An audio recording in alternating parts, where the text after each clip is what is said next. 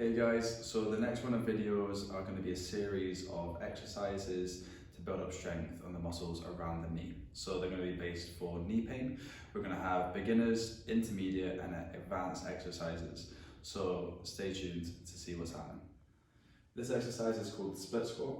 The reason we're doing this exercise is building up strength into our glutes, our hamstrings, our quadricep muscles, and it's also bringing in various different foot pressures, which we'll explain from now. So the way that we set up for this exercise is a single leg exercise. The leg that you're working is straight and it's directly underneath you. The leg that's being offloaded, you're on your tiptoes and the knee is bent. This is your starting position. You relax your upper body as much as you possibly can. Your hands just hang down by the side of you. Now, as we stand here on the foot that we're working, this right leg at the moment, I'm feeling more of the weight in my heel. That's where you should be feeling it at the moment. You shouldn't be feeling the weight at the front of your foot. You want to keep nice and relaxed in the upper body, and we're lowering ourselves down into this position here.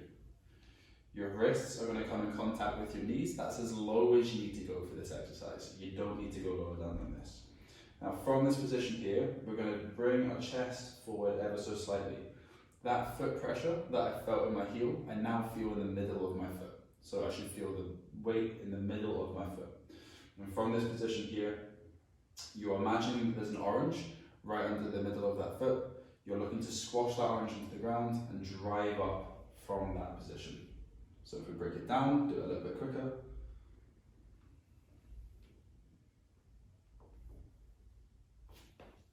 This next exercise is called PKS. That stands for posterior knee stability. So these muscles behind the knee, your calf and your hamstrings, are going to be worked in this exercise.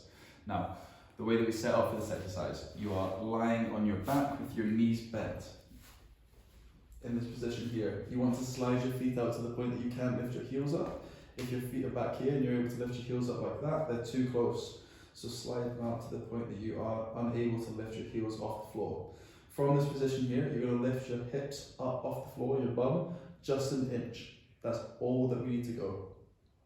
Then from this position, you are going to push down into the floor through the midfoot, through the middle portion of your foot. You will immediately feel your calves, your hamstrings tighten up. You're going to look to hold this position for a minimum of 30 seconds. Give this a shot. This next exercise is called a side-lying isometric hold for the hip. Now, although we are focusing on knee pain, a lot of these muscles that cross the knee also originate from the hip. So if we strengthen them higher up, we get good effect lower down. So the way that we set up for this exercise, lying onto your side into this position, you can either lie just down like this, or you can rest yourself up onto your forearm. All that we're looking for you to do is a really nice straight leg locked out at the knee.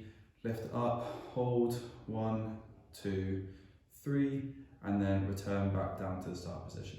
You can add a resistance band into this exercise around the knee just to make it a bit more challenging. Following on from the post for the beginners exercises for knee pain, here's 3 more for intermediates. This exercise is called weighted step-ups. The equipment that you need to perform this exercise, any sort of weight available to you, and a box, an aerobic set, or even your stairs will work for this exercise. The way that you perform this, have the weight in your hand. You're going to use one leg at a time, so you do a bunch of repetitions on one leg and then do the other.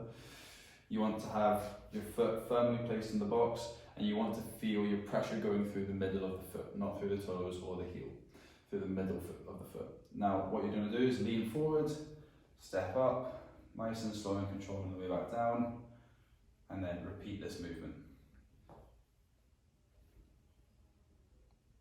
This next exercise is called dumbbell hamstring curls. Now it's a bit of a difficult one to set up, but once you get the grips of it, it's a really, really beneficial exercise to build up good strength in your hamstrings. All you need for this exercise is a dumbbell. Start quite low weight, and as you get more comfortable with the movement and how to set it up, you can increase the weight as is appropriate. So all you need to do is take the weight, rest it on the heels of the base of your foot, and then lower yourself down into the floor. Start with the feet up at 90 degrees, and then nice and slow and controlled, lower them towards the floor, and return back to the starting position.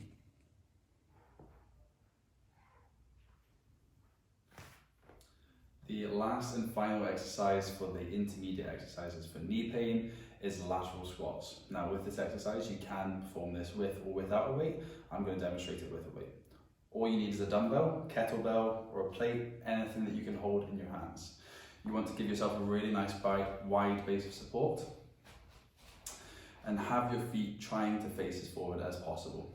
And from this position we are going to bend the knee down on one side, load that side, and then repeat repetitions on one side, just like so.